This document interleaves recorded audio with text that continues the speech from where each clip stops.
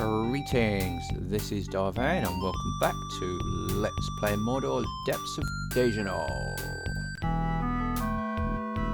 Okay.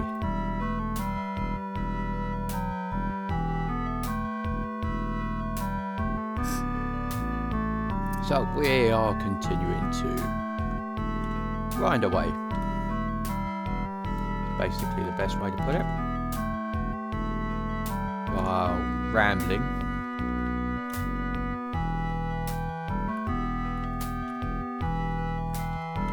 And I've been talking about things. I mean, I was talking about the fun part where I come out as trans on the arena, Elder Scrolls Arena Let's Play, and both the positive and negative aspects. Like, it's not the first time I've come out, so it's just probably the first time I've come out and it's gone a bit mainstream. I say mainstream because, I mean, apparently my channel is exploded thanks to Elder Scrolls Arena, and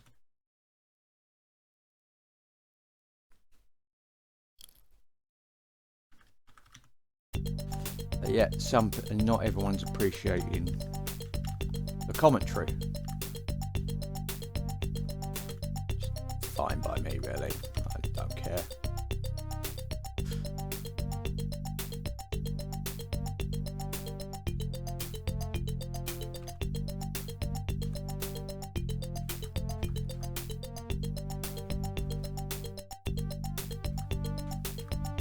I mean, some people are happy, some people don't really listen and just like the way my voice drones on. You know?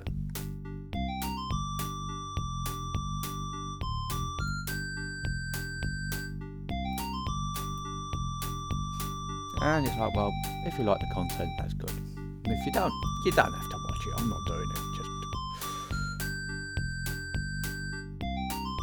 I mean, there's plenty of people who make YouTube their entire lives, who make content, and it's like, yeah, but for me, this is more for me than anything else.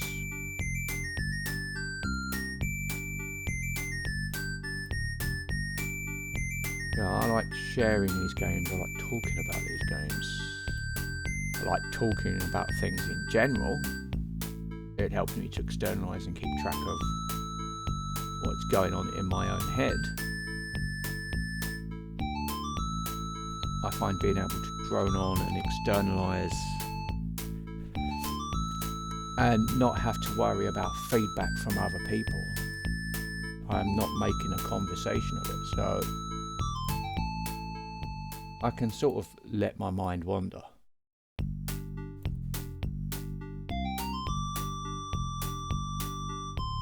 Because I'm essentially having a conversation with myself.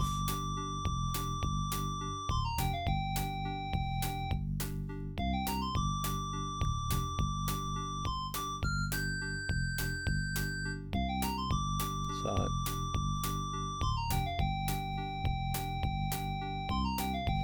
I'm pretty sure there's people that are like, just shut up and play the game, or shut up and just talk about the game. And it's like, well, you know, I mean, I know I'm like that sometimes, but then I tend to watch series of things, and it's like, you know, spend too much time talking about stuff that you've already said. It gets tedious anyway.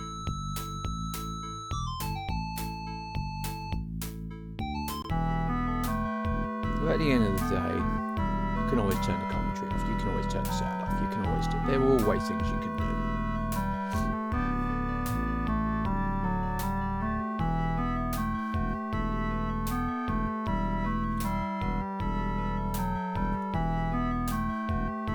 People don't have to listen to me.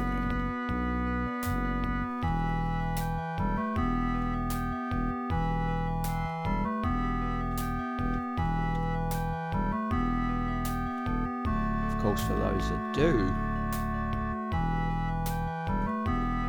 then that's all well and good. If you enjoy what I say, if you enjoy my commentary, if you enjoy my insights, whoa, you got beat up there, didn't you?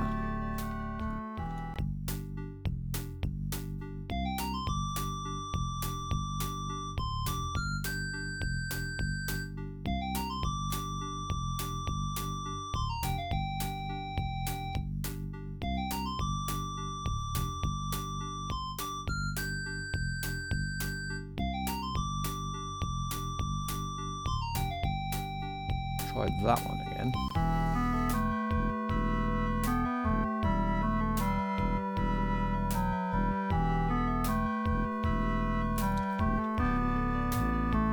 And of course, a lot of my attitude for that comes from basically when learning how to do games design and stuff, because that was another thing I used to do. I used to work on games and stories and bits like that.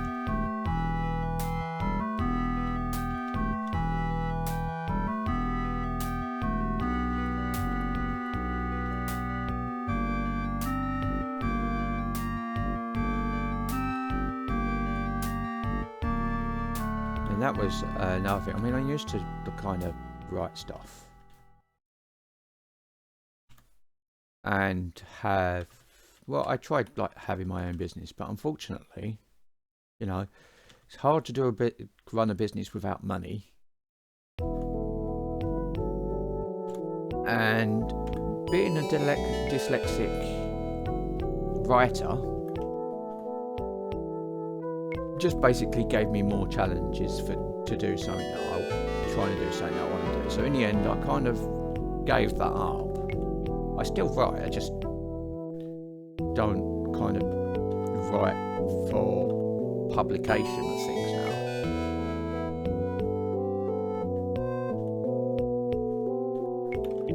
Which is a shame, because by the time I discovered that I was actually kind of good at that, I started having issues.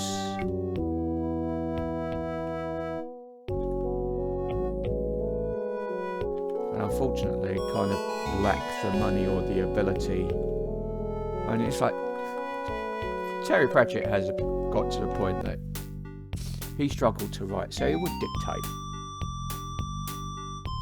and it would be up to Rob Wilkins, his personal assistant and close friend, to basically put things together and to make it not coherent.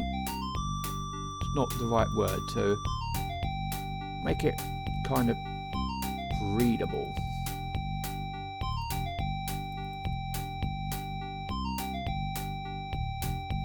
Because from what I can gather of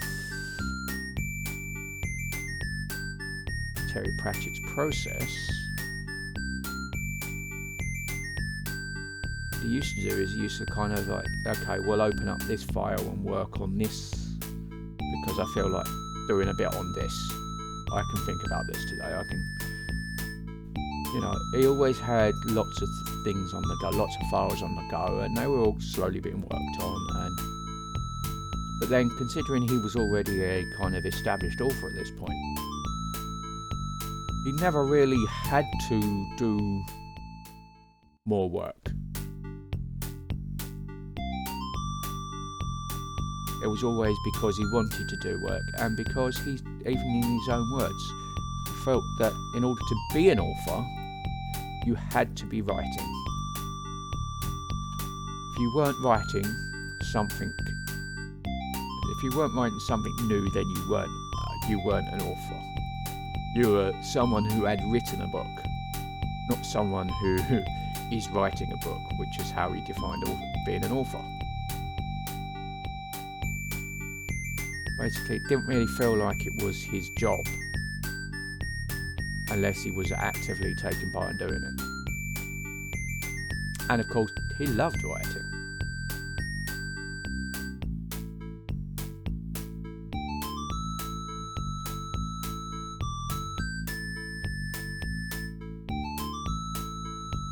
So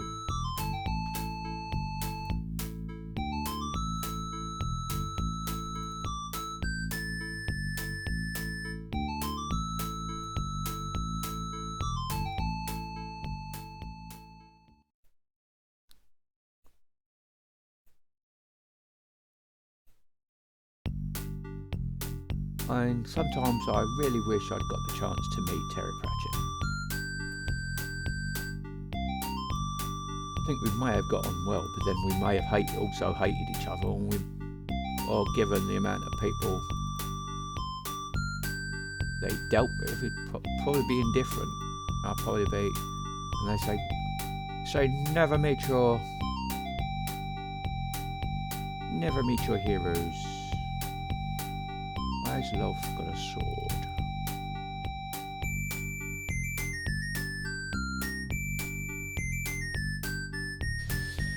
Free 1.3.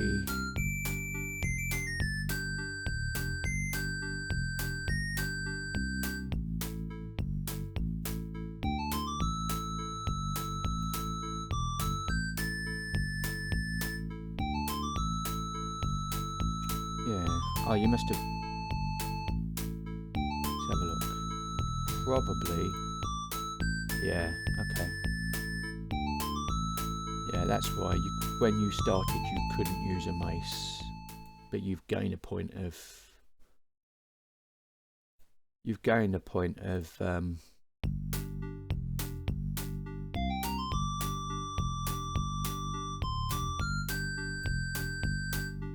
So we're going to swap you out to a mace then.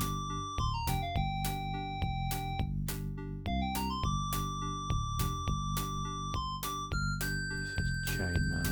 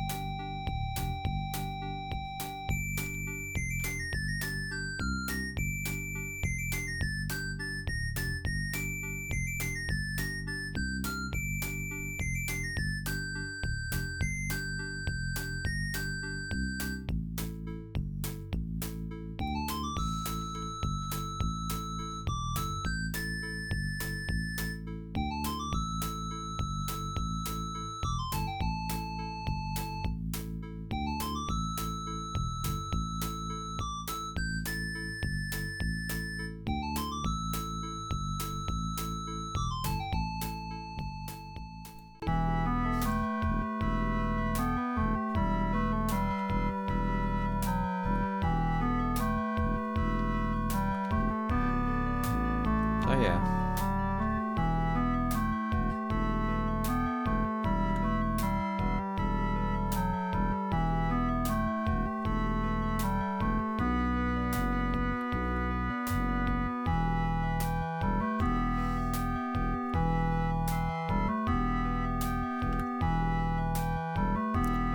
But yeah, basically because I mean, when I was setting up that business and trying to find that as a way to do my role in, find my role in life.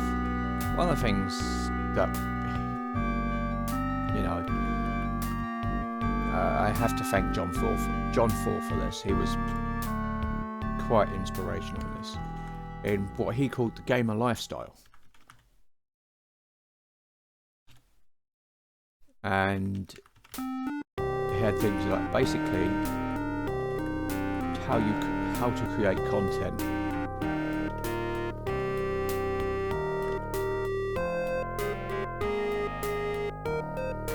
to sell and stuff like that. And it was like, and one of those was the theory of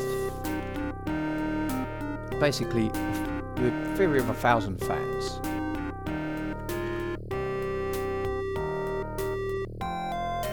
Basically, you look to creating your audience, and then you look towards catering to that audience only. You're not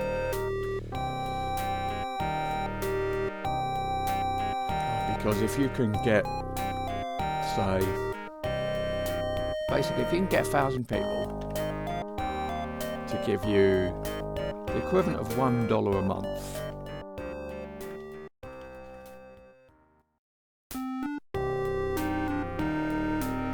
then that's $1,000 a month, and that is a pretty good income. Now that is easier said than done, but you can get there if you build through building a back catalogue of stuff. I mean, that's the main reason I've got my Patreon. Although I do have, I think, a whopping 3 subscribers. But yeah, it's basically set at the lowest it can be, which is £1 a month. Simply on that principle. You know, I'm not done work too much extra content. Well, any extra content, because it's just that if you like these videos, then it helps to have that extra little bit of income. And plus, if I'm earning income, because you sure as hell don't earn income from YouTube, especially when you going out. I mean, when I started doing this, I did. When I started, any creator could get ad revenue, and it may have only been pennies for small channels, but it was still something. And as Pratchett, you know, if you're getting money from YouTube, then you can say, yeah, this is my profession. It might not be a lot of money, you may not be livable, but that's not the point.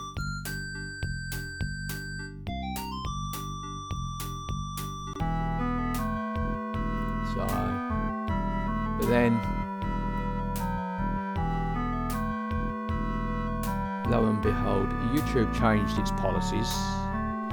Now it created the partnership program, so you had to have like 1,000 subscribers and 4,000 watch hours before you could even earn an income. Because you basically, other than that, you weren't going to get a share of the ad revenue anymore. But by that time, I'd already started. I have yet to get to the 1,000 subscribers needed. But again, that 1,000 subscribers brings us back to the 1,000 fans theory. That's pretty much. I mean, have you got 1,000 subscribers who want your content, then you can cater to those 1,000. That's all. Everyone else, I mean, if you get more people and they come and turn up, well and good. If people come and like your content and stay, all well and good. If they don't, then there's always other people. I mean,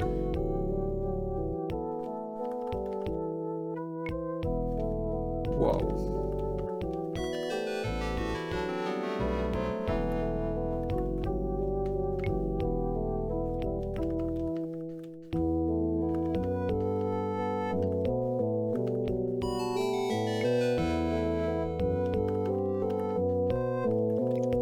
And so, I mean, I started my Patreon back then before I even thought that, before the issue. But I'm glad it's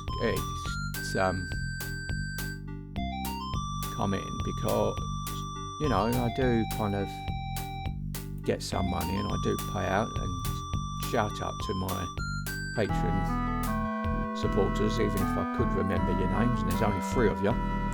Oof. And to be honest, only one of them isn't a personal friend of mine. I think his name is strictly father figure.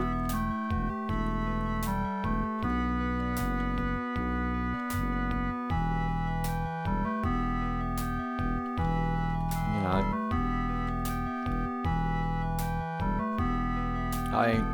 I was planning on winding up the channel at one point, and then I got that subscriber, and I'm like, oh, well, he's just subscribed, can't wind it up now. And I asked him why he subscribed, and he was like, well, you do the sort of games that I like to watch, so here you go, it's £1 a month. And it's like, that is exactly the sort of kind of attitude behind the 1,000 fans theory, you know. If it, because it helps encourage and it helps keep a channel going. And I mean, I'm kind of lucky because people have asked if I've got a job, and outside of YouTube and volunteering, the answer is no. I mostly live on benefits. I've never been able to get work, and because of my Crohn's disease, the few times that I've actually had a job, I have struggled to keep it.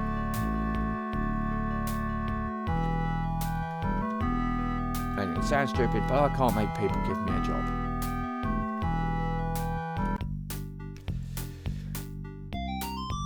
As much as I want to do something, and I can only be me, really. So, and I know that in order to remain at the job, it has to be something that I can do, something that I enjoy, so that, because unfortunately the stress of working itself causes me issues, which can leave me bedbound. So it's like, so if a workplace becomes toxic, for example, it becomes harder for me to actually fulfill my role in that job. And of course, all the time when I have been in a position to find work, the idea of being able to get a job that is work from home was never really feasible because the technology for that weren't there.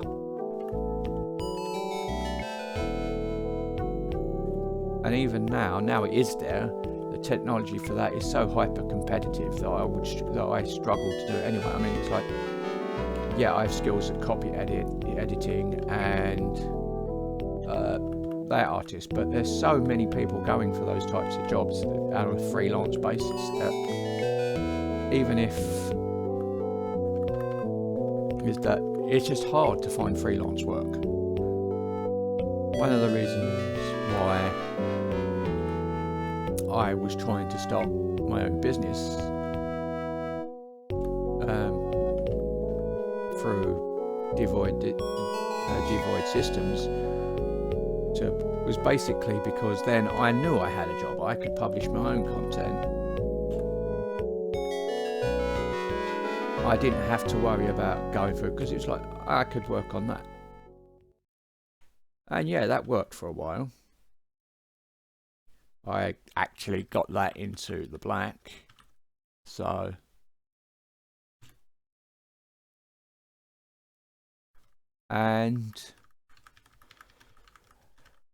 I found that it got quite too hard for me to carry on doing the writing and running the business and do everything else that needed to be done just to maintain the business.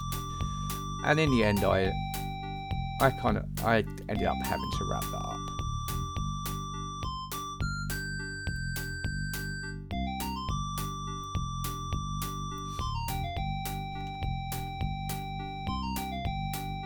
I mean, that's pretty much been the story of my life, to be honest. Kind of just find my place, find something that I can do, but by the time I found it or in a position to like, yeah, I can do this, I end up not being able to do it anymore.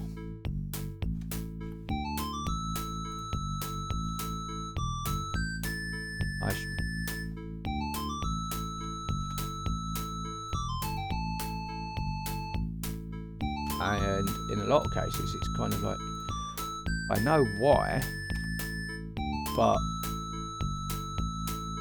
I still don't know why. I mean,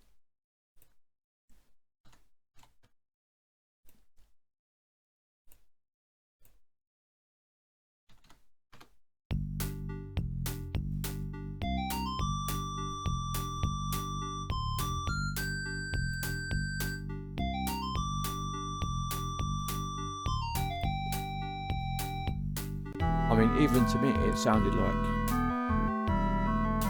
I was kind of making excuses.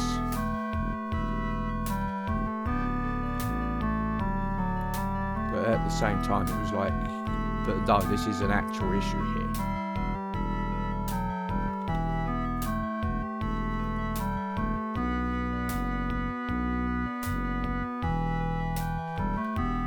Because there's a slight difference of between just like not feeling up to it, even though that's a sign, and literally not being able to get out of bed because of physical pain, or because your brain essentially shuts down, which is kind of what happens when you end up with migraines from overthinking. You probably got a problem there. And when overthinking basically means trying to cope in social situations and deal with day-to-day life, it can be quite a big problem. I mean, luckily for me, a lot of the time I was supported by my late partner. Damn, I miss her.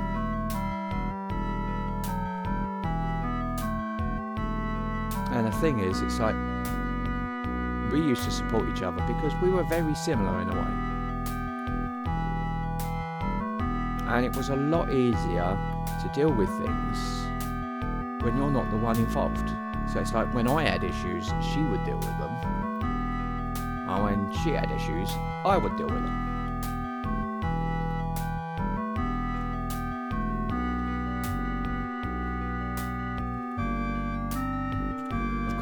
When we both had issues, especially when they were with each other, they tend to be quite explosive. But when they weren't with each other, we were like perfect for each other. And that took a long time to get to understand that. Too long, in fact.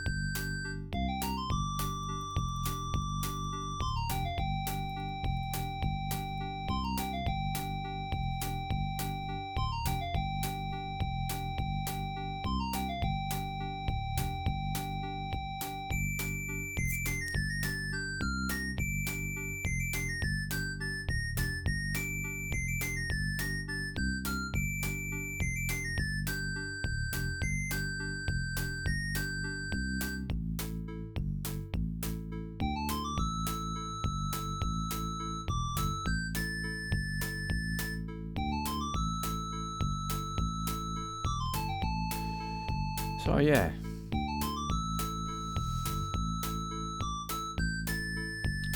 I think the fun part now is I've got support workers who literally come in and see me 3 times a week. But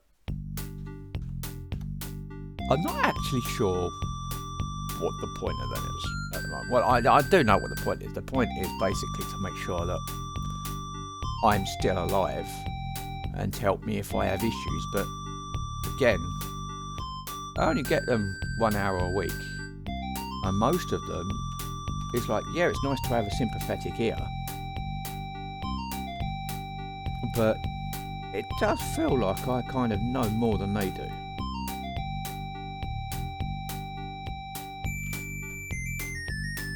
Which is kind of par for the course for me.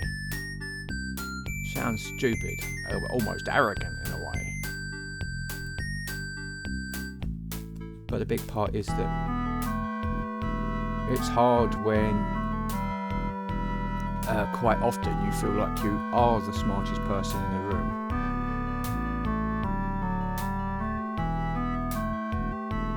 lot of that is because of not just the amount of knowledge, but how fast you can process it, your natural kind of, except it almost sounds arrogant, but it's also true, because you tend to know more, especially when you know more about the subject. I mean, it's like doctors make the worst patients. Unless it's an issue in a specialism they don't have, it's hard to kind of tell them everything's all right when they know it's not. And it's pretty much the same way with me.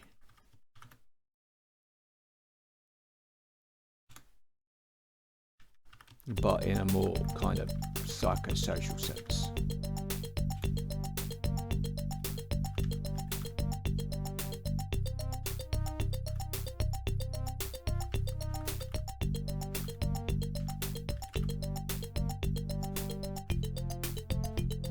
And I have ended up basically people telling me I'm too intelligent, I can't have issues. And it's like, that's absurd.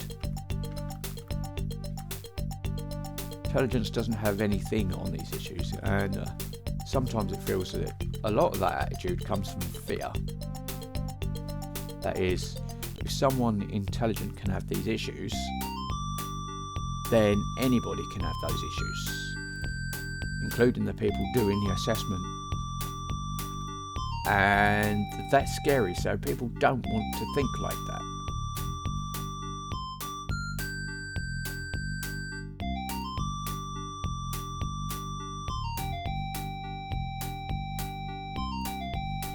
So in the end, it's easier to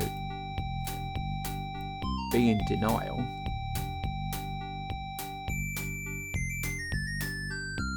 and to more or less assert that something is impossible when it's not.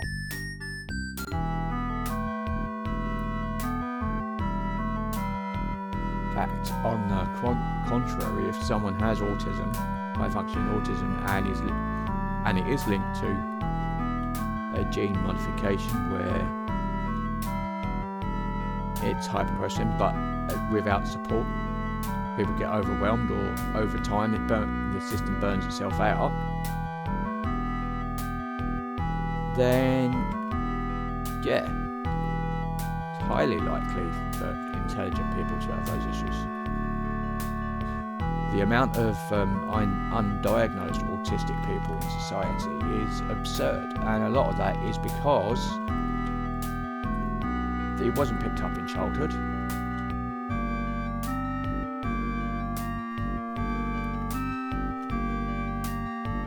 And for most cases, people end up dealing with it in their own ways, even if it adds to their cognitive load.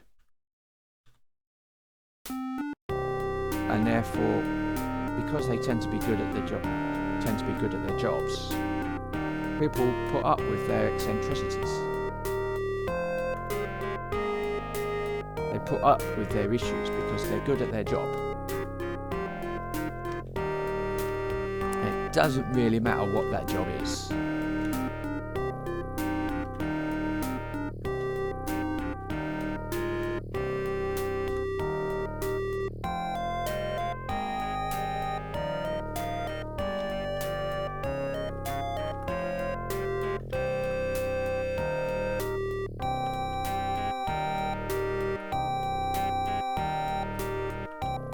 To be honest, there's more than a few public figures that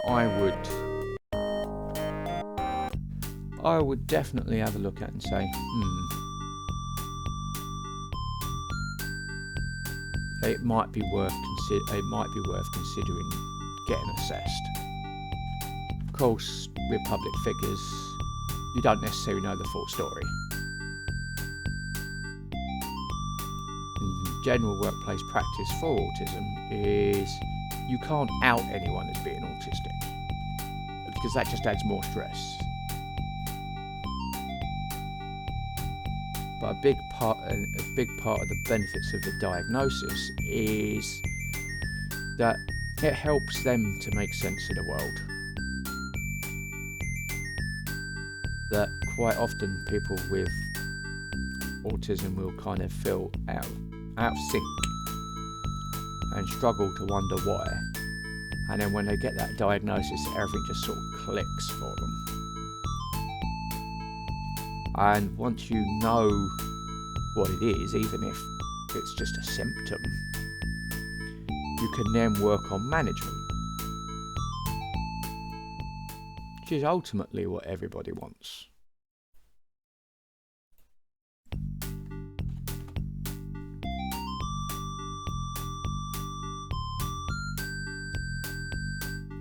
And for myself, I have kind of created lots of ways to cope, because that's what intelligent people do.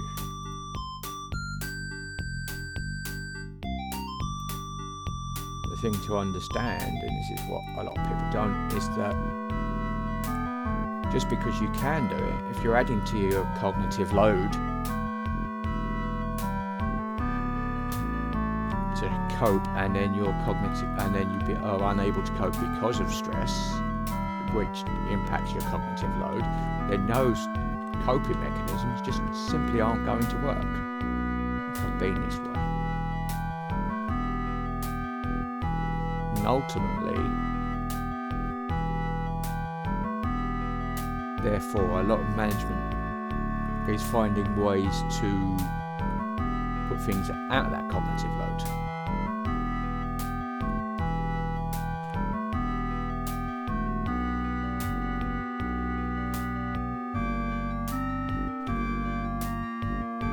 But because I've done that, and more importantly, I've done that not just for autism, but because, for example, my Crohn's disease is stress related.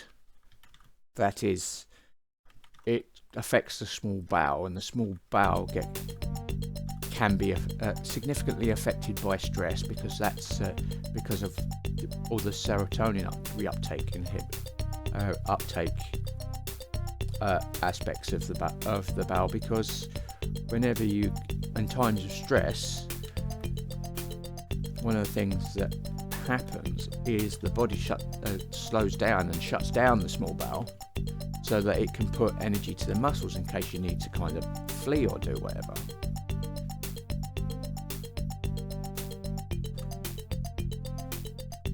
So there's a lot of kind of neurocognitive, like neurochemical stuff that happens, a lot of neurochemical processes that happen in the bowel, the small bowel particularly. So having Crohn's there doesn't really help, and is agitated when you get stressed, because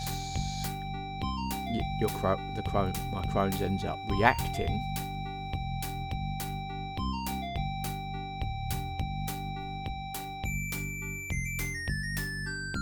to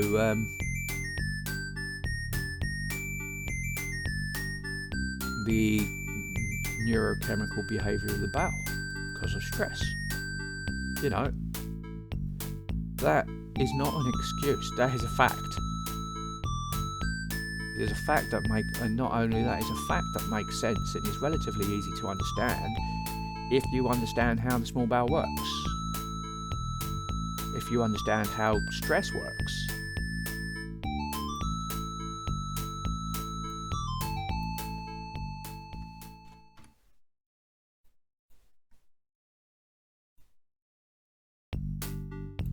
So with that regard, I've been trying to manage my stress for a lot longer than just since having autism, just being diagnosed as autistic. You know what, I'm going to do another round. I like talking. We'll do it in an hour. Yeah. So, you know,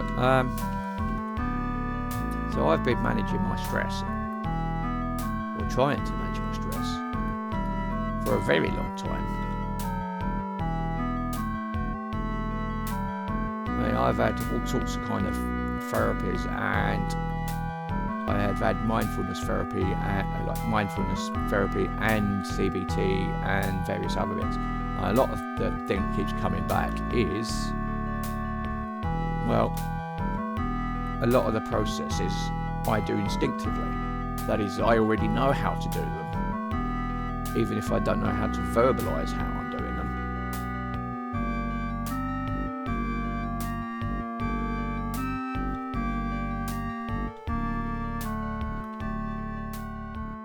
And that's without the fact that in many cases, through my studies, I've learnt to do them anyway, because they just make sense. The problem is with any sort of therapy like that, again, it all comes back to cognitive load. And my dyslexia diagnosis shows that I had a limited I have got limited working memory.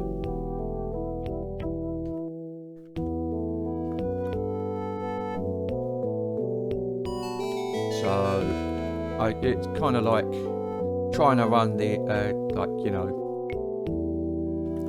the International Space Station on a solar calculator. You know, you can do it. It just takes a little bit longer.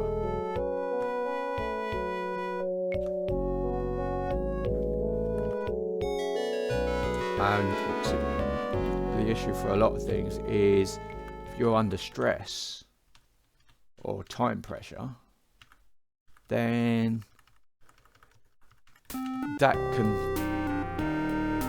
fill up that cognitive space by adding to your cognitive load, and therefore slow down what you've got available.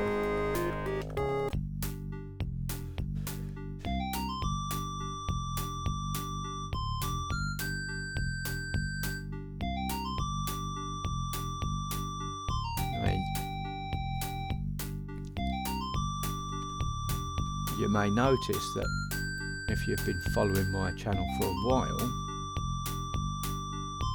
that when this is not unique, when the action heats up, you know, I tend to stop talking. I tend to have to kind of like, okay, I need to focus now.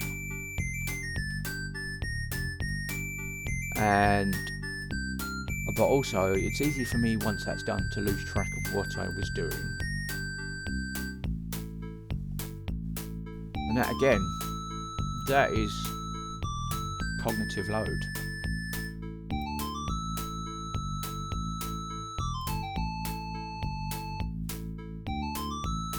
And I have been doing a lot of managing that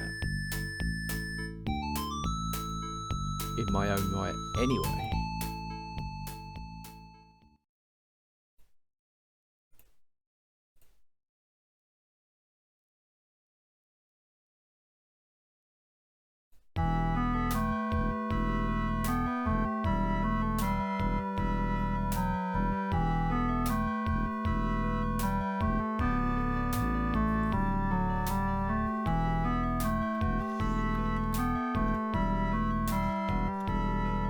That means one of the things that I can do is, by understanding the processes, which I generally do, which have helped me a lot, I can share those processes with other people.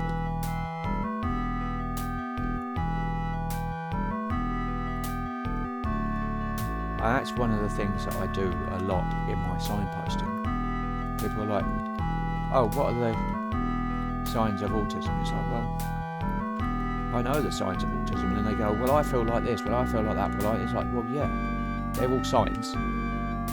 You should probably go and have a look. And I think for most people, it's like, then the benefit for that is there's someone that's listening to them, that can help them process what they're going through,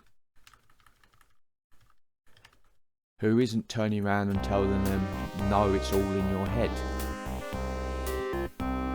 Know that everything's all right. And it's like, well, no. But it's all right in the way that you don't have any issues.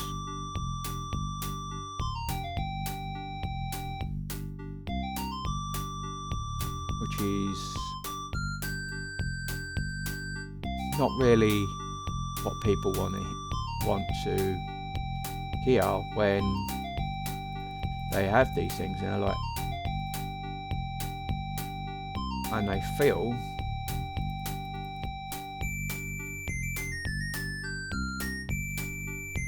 literally that they're going, it's like you feel like you're going crazy, that you're losing track of what's going on. You know, and you feel out of sync to the point you go that you're like, can't trust yourself.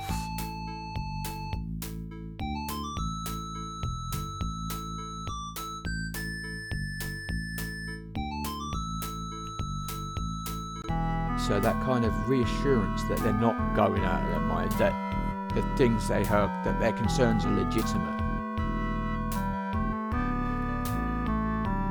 And to be treated as if, you know, they're not making anything up.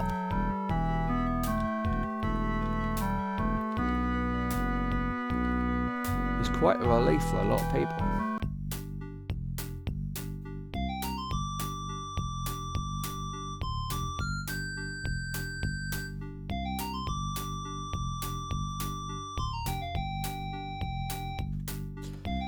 The other interesting thing that I found as well is I've had a lot of friends, you know, especially friends of Sean who really cared for her, you know, decided that she was special and unique and everything. And it turns out that they've had pretty much similar problem, and it's like, you know, a lot of my friends, people who put up with me and who haven't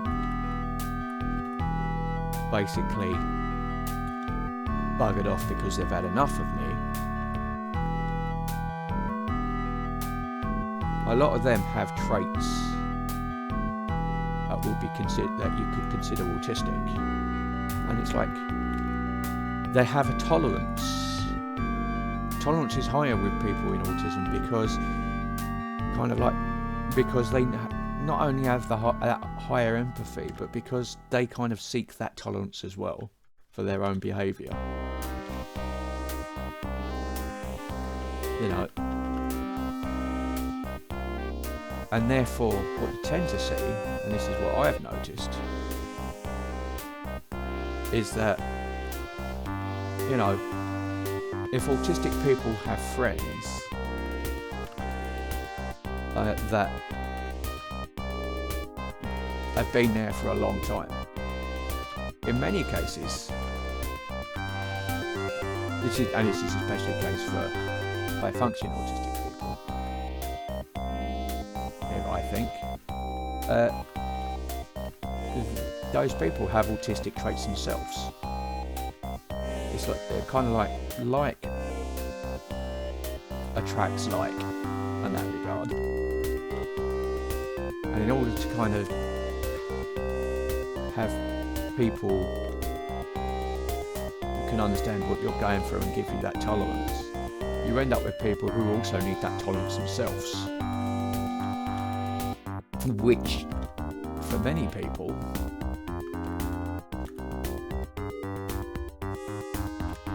tend to be very easily given. And quite often the main reason it's not given by people with, especially people with high, is normally because they're having issues themselves. That is, they tend to have a bad day, or they're struggling, or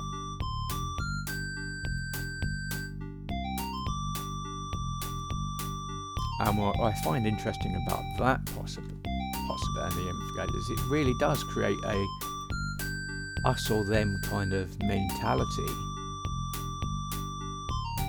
because it's like you find people that are on your wavelength, that get how you think,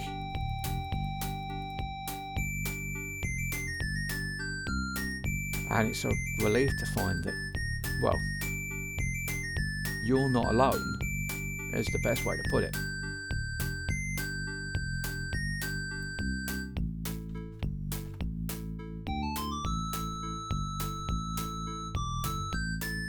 And what's extremely interesting is out of my friends with autistic traits, you know, or Sean's friends with autistic traits,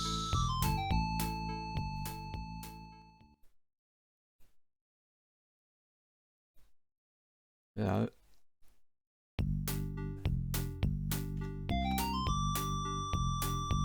a lot of them have children who are autistic, and quite commonly, especially if it's when you're kind of getting a diagnosis for your children. That, well, I mean, there's usually two cases when adults get an autistic diagnosis, and that's either because their children are diagnosed as autistic and they recognise the traits in themselves, you know, or when they get into trouble. I mean, repeated trouble, and quite often it's like, because intent is kind of important for autistic people.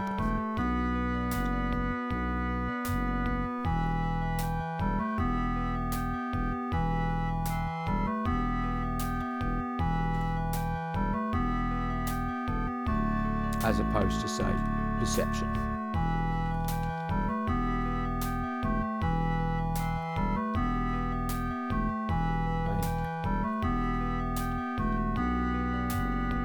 But sometimes, I mean, they do get into trouble. It might be trouble at work with repeated disciplinary actions because their behaviour is perceived a different way to what it is, and because they don't have a piece of paper, the management don't understand. And yes, there is a clear difference in how behaviour is treated, whether you've been diagnosed or not, especially in the workplace.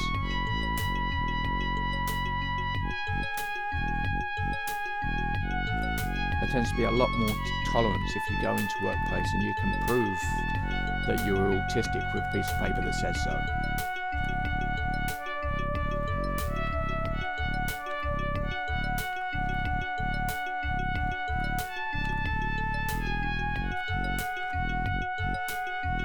And this has been recognised. So the best working practices for dealing with someone is that if you suspect that they have autism, and you can't out them, you can't, because that in itself can be stressful, especially if they're kind of like in denial, and you can't make them get an autism assessment, but you can generally recommend that maybe they consider going for an assessment, that it may help them, especially if they think that there might be issues in that area, you know. But generally, treat them as if they are autistic. Give them that extra bit of tolerance.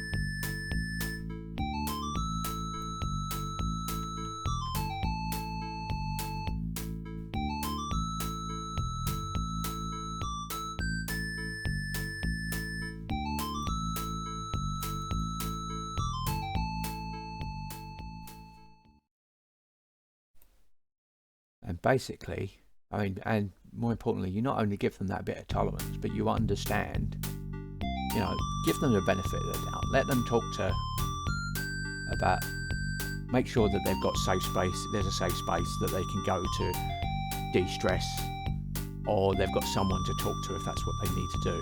You know, help them manage.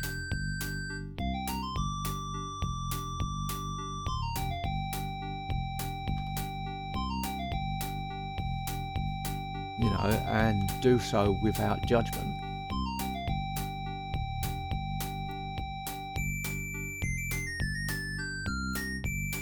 And yes, suggest that they may benefit from having an assessment,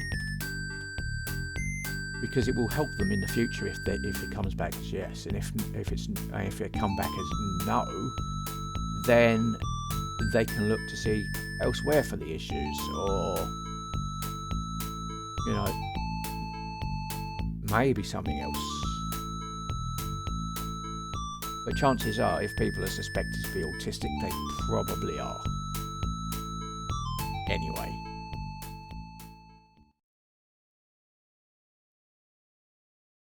Let's be honest.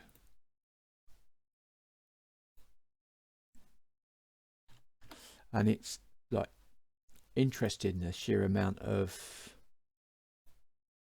autistic people, especially undiagnosed autistic people in society. You know,